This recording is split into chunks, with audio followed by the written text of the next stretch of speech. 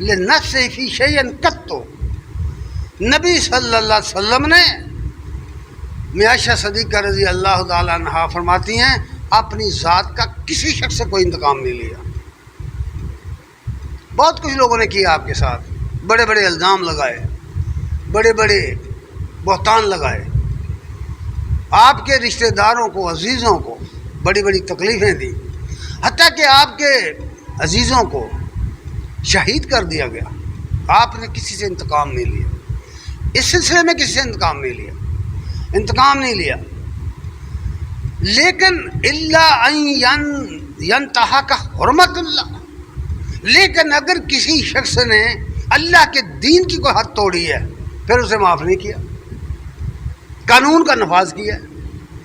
اللہ کی نافرمانی اگر کسی شخص نے کی ہے اور وہ نافرمانی ایسی ہے کہ اس میں سزا بنتی ہے، حد لاگو ہوتی ہے، تو اسے معاف نہیں کیا۔ یہ نہیں کیا کہ امیر آ گیا ہے، امیر آدمی ہے، اسے چھوڑ دو، غریب ہے اس کو حد نافذ کر دو، یہ نہیں کیا۔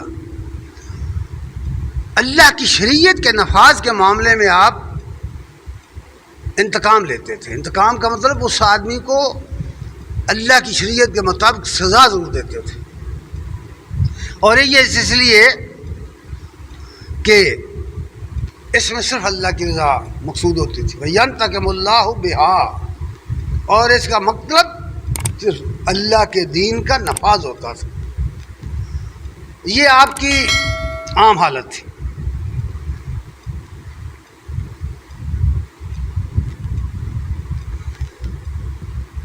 اسود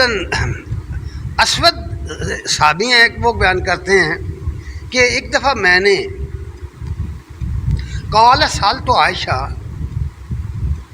میں نے عائشہ رضی اللہ تعالی عنہا سے پوچھا، ایک شخص نے آگے پوچھا، ما کان النبی صلی اللہ علیہ وسلم ما یصنع فی بیتہ، مجھے یہ بتاؤ کہ نبی صلی اللہ علیہ وسلم اپنے گھر میں کیا کرتے تھے۔